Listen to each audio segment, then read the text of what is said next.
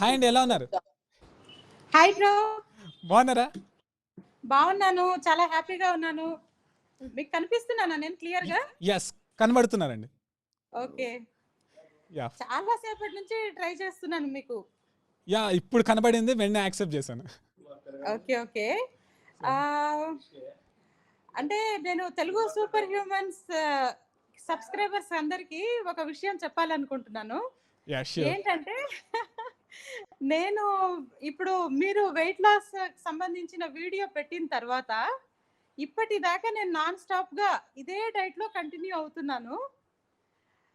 ప్రస్తుతానికి నేను ఈ డయాబెటిక్ డేంజర్ జోన్ నుంచి వీటన్నింటి నుంచి కూడా బయటపడ్డాను. ఎస్, రిపోర్ట్స్ కూడా చాలా హ్యాపీగా వచ్చాయి. 60th డే చేయించాను నేను రిపోర్ట్స్ కూడా.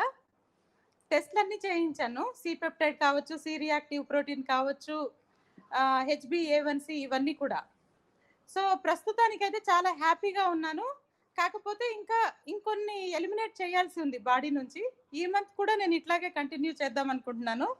ఇంకా 100 డేస్కి అయితే నేను టార్గెట్ పెట్టుకున్నాను.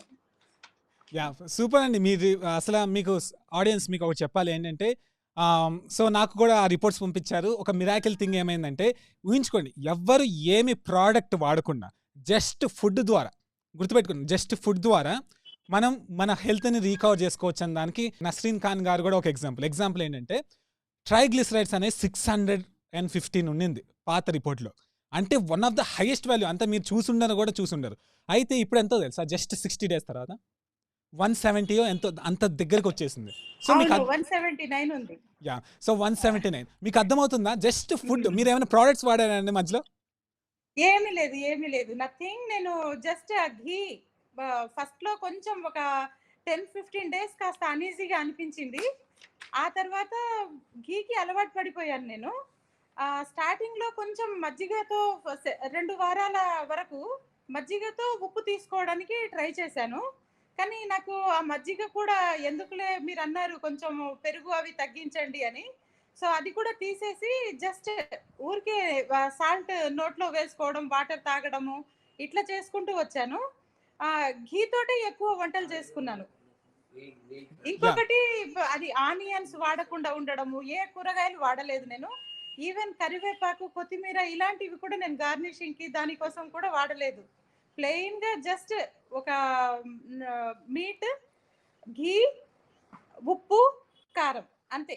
ఈ 4 తప్పించి వేరేవి ఏమి, కనీసం మసాలాలు కూడా వాడట్లేదు. ఇప్పుడు చాలా హ్యాపీగా అనిపిస్తుంది. అట్లా తింటున్నా కూడా బాగుంది. యా, ఇక్కడ సింపుల్ అండి. ఒకటి చెప్తున్నాను, అంటే ఆడియన్స్ అందరికి కూడా మీ తరపున చెప్తున్నాను.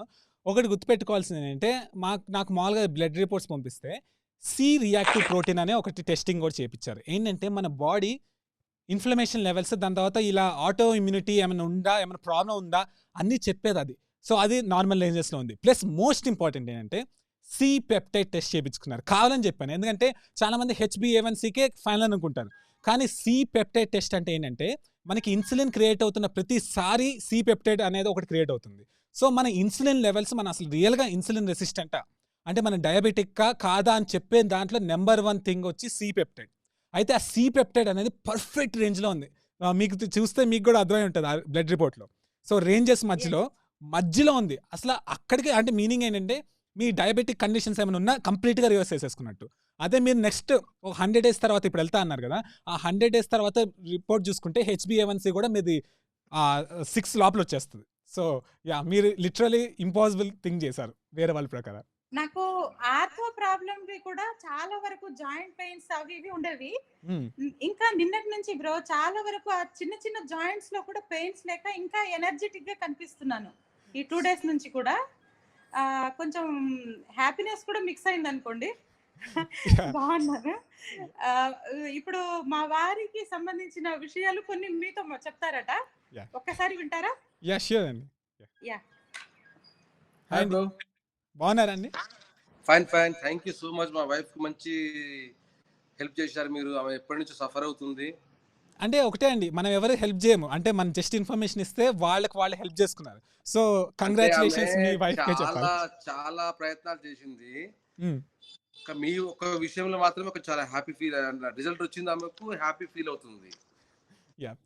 Thank you. 1 second me time తీసుకోవద్దు. ఇంకోటి నాది ఏంటంటే, నస్రీన్ ఖాన్ గారికి క్లాప్స్. Thank you.